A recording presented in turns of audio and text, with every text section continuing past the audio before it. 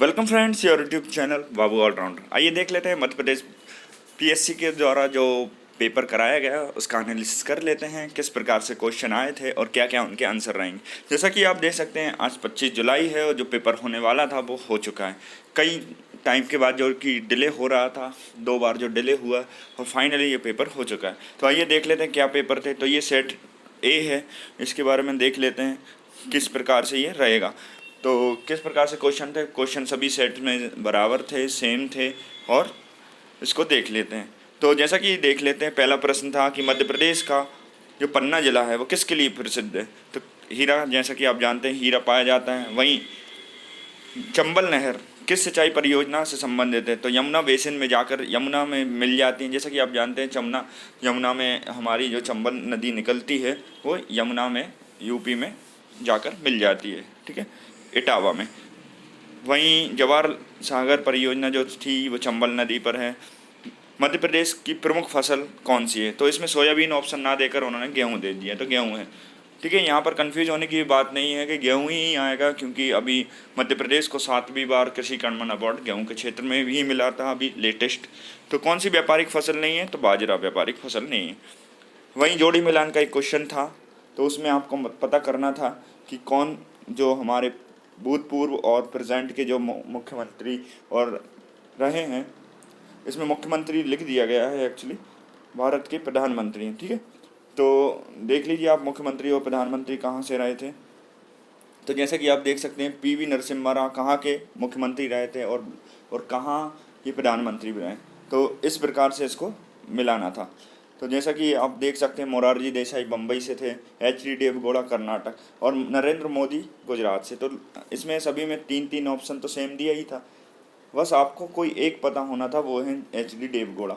तो उससे आप सही कर सकते थे। तो इसका ऑप्शन ये था चौथा। वहीं भारत के सर्वोच्च न्यायालय में जो है किस प्रकार के न्यायाधीश नियुक्त कर सकते हैं। तो तदर्थ न्यायालय और अतिरिक्त न्यायाधीश। वहीं 8वां क्वेश्चन है कि कौन सा सार्वजनिक क्षेत्र उद्यम का है जो महारत्न कंपनी नहीं है। तो जैसा कि आप जानते हैं इंडियन ऑयल लिमिटेड ये वाली कंपनी जो है IOL वो है, महारत्न कंपनी नहीं है, ये मिनी रत्न में आती है। वहीं वित्तीय क्षेत्र की मूल्यांकन की समिति जो रहती है उसकी अध्यक्षता किस प्रकार से रहती है। तो उसके बारे में बताया गया था कि रिजर्व बैंक ऑफ इंडिया के डिप्टी गवर्नर रहते हैं और साथ में वित्त सचिव होते हैं भारत के। वहीं अभी हाल ही में फरवरी 2021 में कहाँ की जो सेना ने तख्ता पलट कर दिया था, ये करंट की न्यूज़ थी, तो सभी ने सही कर दिया होगा, म्यांमार इसका आंसर था। अंतर्राष्ट्रीय ओलंपिक समिति का जो है मुख्यालय कहाँ है, तो ये लुसाने में है। वहीं देख सकते हैं कि भारतीय महिला ने जो सर्वप्रथम ओलंपिक पदक जीता था वो है कर्णव मल्लेश्वरी। वहीं मध्य प्रदेश शासन का जो खेल प्रशिक्षक जो होते हैं यानी कोच होते हैं उनके लिए कौन सा पुरस्कार दिया जाता है, तो विश्वामित्र पुरस्कार। वहीं गैर बैंकिंग वित्तीय कंपनियां जो होती हैं उनके लिए लोकपाल होता है, तो उसकी कब जो है किस दिनांक से पारित किया गया था, तो 23 फरवरी 2018। वहीं खेल एवं युवा कल्याण द्वारा जो स्थापित की गई है राज तीरंदाजी अकेडमी वो जबलपुर में। वहीं शूटिंग अकेडमी भोपाल में, ठीक है। वहीं राज्य मानवाधिकार आयोग के अध्यक्ष और सदस्यों की यदि नियुक्ति करना और जो समिति बनी होती है उसमें कौन शामिल नहीं होता, तो स्वयं राज्यपाल समिति नहीं होती, ठीक है। वहीं महानियंत्रण से लेखा और कैग से संबंधित जो सवाल था तो उसके बारे में आप देख लीजिए।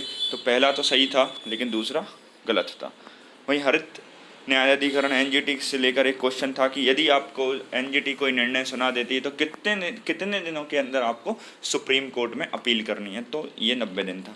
वहीं राज्य खाद्य आयोग किसके अंतर्गत बनाया गया था, तो राष्ट्रीय खाद्य सुरक्षा अधिनियम 2013, ठीक है। नीति आयोग के प्रथम CEO कौन रहे हैं, तो नीति आयोग को जो प्रथम CEO श्री खुल्लर थे, इसमें पूछा गया था उपाध्यक्ष तो अरविंद पनगाड़िया जी। वहीं इसमें पूछा गया है कि भोपाल राज्य के मूल संस्थापक कौन थे, तो ये दोस्त मोहम्मद खां। वहीं वीर देव जो थे वहाँ उनकी राजधानी कौन सी थी, तो नरों की गढ़ी। वहीं एक जो उष्णकटिबंधीय घास हैं या घास के मैदान हैं उससे लेकर एक क्वेश्चन आया था जो कि बहुत ही सरल सा था, ठीक है। जैसा कि आप जानते हैं इस डाउन्स कहाँ के होते हैं, ऑस्ट्रेलिया के। बेल्ट्स जो हैं साउथ अफ्रीका के थे। प्रेयरजीज नॉर्थ अमेरिका। तो इससे आप कर सकते थे आराम से, सी ऑप्शन था। वहीं मांडू विजय को दक्षिण की कुंजी किसने कहा? अमीर खुसरो ने कहा है।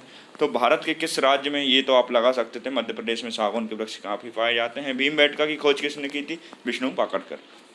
वहीं जनजाति कौन सी मध्य प्रदेश में सबसे ज़्यादा पाई जाती? तो भील, और पूरे भारत में गोंड पाई जाती। एक क्वेश्चन आया था राष्ट्रीय उद्यानों से लेकर, तो आसी राष्ट्रीय उद्यान कर्नाटका, बाल प्रक्रम राष्ट्रीय उद्यान मेघालय, चंदौली राष्ट्रीय उद्यान गुजरात में नहीं। भारतीय खनिज पदार्थों का भंडार किसे कहा जाता है? तो ये तो विश्व प्रसिद्ध है कि छोटा नागपुर का पठार है, सभी जानते हैं। कैलाश सत्यार्थी का जन्म कहाँ हुआ था? तो विदिशा में हुआ था। 2014 में नोबेल पुरस्कार मिला था। कथन आया था कि पंजाब, हरियाणा, उत्तर प्रदेश में गेहूं उत्पादक राज्य हैं, बिल्कुल सही बात है।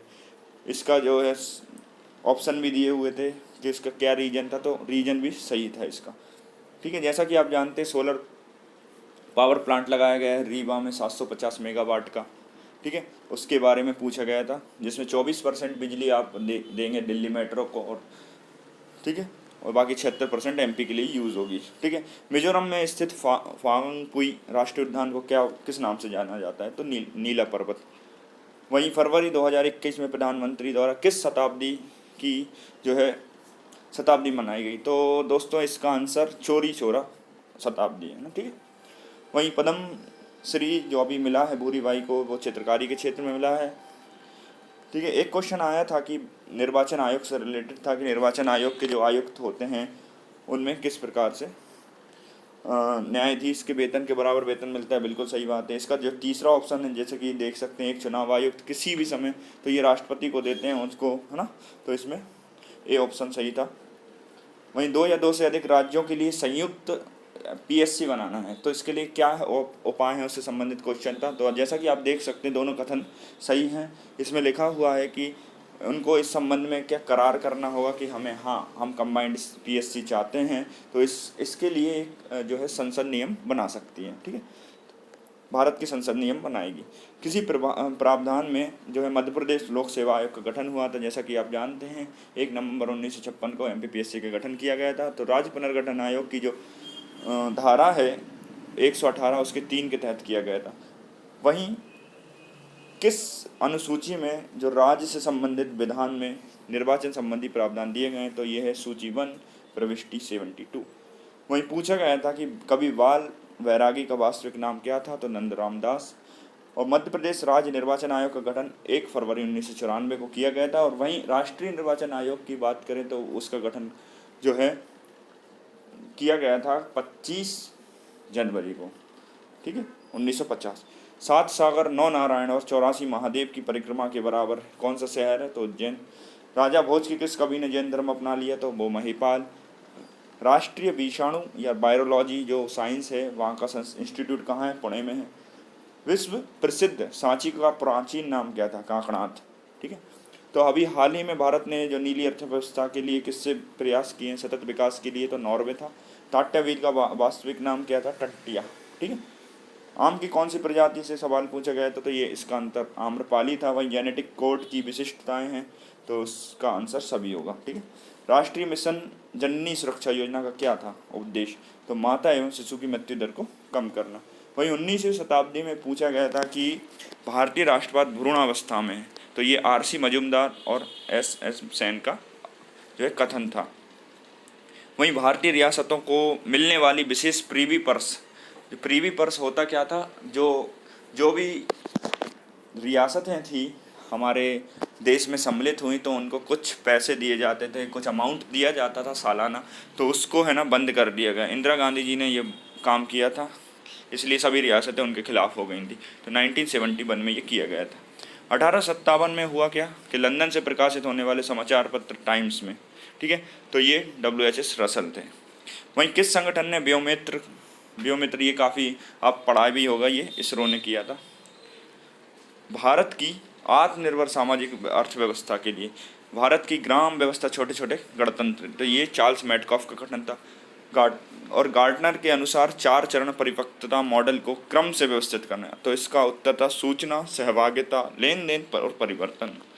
वहीं सामाजिक नेटवर्क किस प्रकार से होता है? ट्री प्रकार का होता है।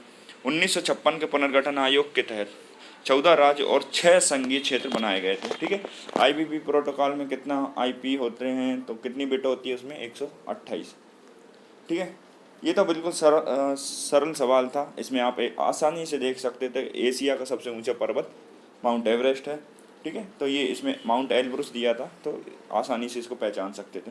वहीं वरीयता को एकत्रित करके उपयोगकर्ताओं के हितों को टारगेट करना, जैसा कि आप देखते हैं यदि आप मिंत्रा वगैरह पर सर्च करते हैं तो वो फेसबुक वगैरह पर भी आपको सेम एड्स दिखने लगते हैं। तो ये होता क्या है, इसमें आपको टारगेट किया जाता है, तो ये सोशल टारगेटिंग थी। ठीक है, सूची 1 और सूची 2, इसका उत्तर तो यही था कि दुग्ध उत्पादन अर्जेंटीना, अन्न उत्पादन फ्रांस। तो 1 2 3 इसका सही आंसर था। उर्वरक के लिए किस कच्चे माल की आवश्यकता नहीं होती, तो जिप्सम की आवश्यकता नहीं होती। तो भारत के कौन से राज्य हैं जिनमें पवन ऊर्जा की संभावनाएं तीव्र हैं, तो ये था तमिलनाडु एवं गुजरात। वहीं आगे जो क्वेश्चन पूछे गए थे तो उसमें पूछा था कि बिंदुसार के शासनकाल में अशोक ने अवंती को जीत कर मौर्य साम्राज्य में मिला लिया था, तो ये कहाँ से मिलता है, इसका जो उल्लेख है वो बुद्ध घोष की समंत पासदिका में मिलता है। वहीं आदि ब्रह्म की स्थापना किसने की थी, केशव चंद्र सेन। ठीक है, चचनामा के अनुसार 6वीं और 7वीं शताब्दी में सिंधु देश की राजधानी देवल थी। वहीं भारत शासन अधिनियम 1919 के तहत विधायिका के अंतिम निर्वाचन किस वर्ष हुए, तो 1934। मुगल कालीन ग्रंथ मासरे आलमगिरी किसने लिखा था, साकी मुस्तैद खान ने। वहीं संविधान सभा के जो उप सभापति किसको बनाया गया था, एच.सी. मुखर्जी। पनी और उपनाहा किससे संबंधित, जूते से। वहीं कौन सा 108 का जो निर्णय लिया गया था, तो उसमें दिखाया कि संयुक्त अधिवेशन कौन बुलाता है। ठीक है, संयुक्त अधिवेशन जैसा कि आप जानते हैं कि दोनों सदनों के संयुक्त अधिवेशन को राष्ट्रपति बुलाता है, वहीं इसकी अध्यक्षता लोकसभा अध्यक्ष करता है। ठीक है, तो इसमें राष्ट्रपति से आशय था। मध्य प्रदेश के राज्यपालों में से कौन हरियाणा के मुख्यमंत्री रहे हैं, तो ये हैं भगवत दयाल शर्मा। भाई भारत के संविधान के अनुच्छेद 24 जोखिमपूर्ण कार्यों से संबंधित है, तो बालकों के नियोजन को ये पूर्णतः निषेध करता है, ये कारखाना अधिनियम है। ठीक है, वहीं दिया गया था कि निम्न में से कौन से मध्य प्रदेश विधानसभा में नेता प्रतिपक्ष के पद पर नहीं रहे हैं, तो दिग्विजय सिंह और मोतीलाल वोरा। ठीक है, वहीं भारत के संविधान के अनुच्छेद 368 के संबंध में कथन दिए गए थे, तो इसमें कथन थे, एक सही था तो दूसरा गलत था। ठीक है, मध्य प्रदेश विधानसभा की कार्रवाई का जो है किस प्रकार का क्रम होता है, तो क्रम ये होता है कि शपथ ली जाती है, फिर राज्यपाल अभिभाषण करते हैं, फिर मंत्रियों का परिचय होता है और निधन संबंधी उल्लेख का किया जाता है। तो मध्य प्रदेश में कितने प्रतिशत सागौन के वृक्ष पाए जाते हैं, 15%। वहीं बेतवा नदी कहाँ से निकलती है, जैसा कि आप जानते हैं विंध्य पहाड़ियों से निकलती है, रायसेन कमरा गाँव। वहीं मध्य प्रदेश का उच्च न्यायालय में निम्नलिखित, तो ये जो सवाल था काफ़ी अलग ही सवाल था, इसके जो आंसर था न्यायमूर्ति एस.के. झा थे। ठीक है, मध्य प्रदेश के किस भाग में वार्षिक तापांतर अधिक रहता है, तो जैसा कि आप जानते हैं मध्य भारत का जो पठार है उत्तरी क्षेत्र में आता है, मुरैना, भिंड, श्योपुर, वहाँ पर होता क्या है कि तापांतर काफ़ी अधिक होता है। ठीक है, तो इसका आंसर ये था। वहीं नगर पालिकाओं में SC/ST के लिए जो रिजर्वेशन है उससे संबंधित क्वेश्चन था, तो 241 NA। ठीक है, वहीं मध्य प्रदेश में ग्रीष्म ऋतु में औसत तापमान कहाँ से कहाँ तक बढ़ता है, तो दक्षिण से उत्तर की ओर जाने पर बढ़ता है। ठीक है, औसत तापमान बढ़ता है। वहीं आध्यात्मिक खनिज संगमरमर आपदा प्रबंधन एक्ट 2005, मनुष्य में कितने जोड़ी कपाल हैं, तो 12। वहीं कोरोना वायरस से संबंधित पूछा गया, तो आप जानते हैं कि सार्स कोरोना वायरस, यदि इसमें कौन सी बीमारी कोरोना वायरस से संबंधित है, तो कोविड-19 कोरोना वायरस से संबंधित है। ठीक है, तो इसका आंसर कोविड-19 भी आएगा और सार्स, क्योंकि कोविड-19 खुद उसी का एक ग्रुप होता है। ठीक है, तो ये है उसका आंसर। वहीं पारिस्थितिक तंत्र का ऊर्जा पिरामिड कैसे चलता है, ये हमेशा सीधा चलता है। एक प्रकार की जो है मेमोरी प्राथमिक मेमोरी होती है, मतलब प्राथमिक मेमोरी रैंडम एक्सेस मेमोरी है। वही माध्यमिक मेमोरी अर्थात सेकेंडरी मेमोरी कौन कौन सी होती है, तो ये पूछा गया था। तो रैंडम एक्सेस मेमोरी जो है प्राथमिक मेमोरी होती है, इसका सही उत्तर ये रहेगा। भोजन में MSG का उपयोग क्यों किया जाता है, तो ये काफ़ी चर्चा में था, इसलिए ये सवाल भी डाल दिया गया। तो जैसा कि आप जानते हैं मैगी वगैरह में, ओट्स में इस प्रकार का कंटेंट मिलाया जाता है ताकि स्वाद बढ़ाया जा सके। एक्सएमएल का पूरा नाम एक्सटेंसिबल मार्कअप लैंग्वेज। भाई माइक्रोवेव तरंगों का जो क्रम है वो किस प्रकार से है, तो गीगाहर्ट्ज से 300 गीगाहर्ट्ज तक, ठीक है। ये पूछा गया था 2017-18 का फसल क्षेत्र से, तो किस प्रकार की दर रही है भैया, 34.14। वही मध्य प्रदेश में कौन सा खनिज पाया जाता है, सिर्फ मध्य प्रदेश में, तो हीरा पाया जाता है। ब्लोफिश एक प्रकार का डिजिटल हस्ताक्षर एल्गोरिथम होता है, ठीक है। वहीं पूछा गया था कि सिर्फ मध्य प्रदेश में पाया जाता है हीरा, जैसे कि हम बता चुके हैं। किस राज्य में जो है 2011 की जनगणना के अनुसार सर्वाधिक लिंगानुपात रहा था, तो वो बालाघाट है। वहीं प्यूमा उसका फुल फॉर्म पूछा गया था, तो इसका फुल फॉर्म था programmable universal machine for assembly. वहीं पूछा गया था मध्य प्रदेश जनजातीय संग्रहालय, तो दोस्तों यदि ये बादल वही है तो इसका उत्तर छिंदवाड़ा है। वहीं इसका उत्तर भोपाल भी हो सकता है। आकांक्षा योजना, जैसे कि जानते हैं कोचिंग से संबंधित ये योजना थी। तो इस प्रकार के ये प्रश्न पूछे गए थे। प्रश्न काफ़ी अलग थे। करंट अफेयर से देखा जाए तो लेकर 3-4 क्वेश्चन ही पूछे गए थे, बाकी सब स्टैटिक जीके से रिलेटेड क्वेश्चन थे। जिसका अभी पॉलिटिक्स सही है वो कर सकते थे। वहीं एमपी के, जैसा कि आप इतिहास में कितने डीपली क्वेश्चन पूछ लिए गए थे कथनों से रिलेटेड। वहीं एमपी हिस्ट्री में देख सकते हैं आप, साहित्य को लेकर राजा भोज से संबंधित जो प्रकार का प्रश्न पूछा गया है वो काफ़ी टाइप का हद था, ठीक है। और वहीं देख सकते हैं कि जो क्वेश्चन पूछा गया था कि मध्य प्रदेश के सीजेआई जो हैं, मध्य प्रदेश के जो उच्च न्यायालय के न्यायाधीश रहे हैं वो सर्वोच्च न्यायालय के, यदि वो सीजेआई होते तो भी हम पता कर सकते थे, लेकिन वो न्यायाधीश जो 30 न्यायाधीश होते हैं उनमें सम्मिलित हैं कि नहीं है, तो ये बता पाना काफ़ी कठिन था। तो ये क्वेश्चन इस पेपर का सबसे कठिन क्वेश्चन माना जा सकता है। बाकी सब क्वेश्चन अच्छे थे। तो इस प्रकार से ये पेपर था। आप सभी कमेंट के माध्यम से बता सकते हैं कि यदि कोई क्वेश्चन गलत है, जो मैंने गलत बताया, तो आप उसके विषय में ज़रूर बताएं। आप सभी का धन्यवाद।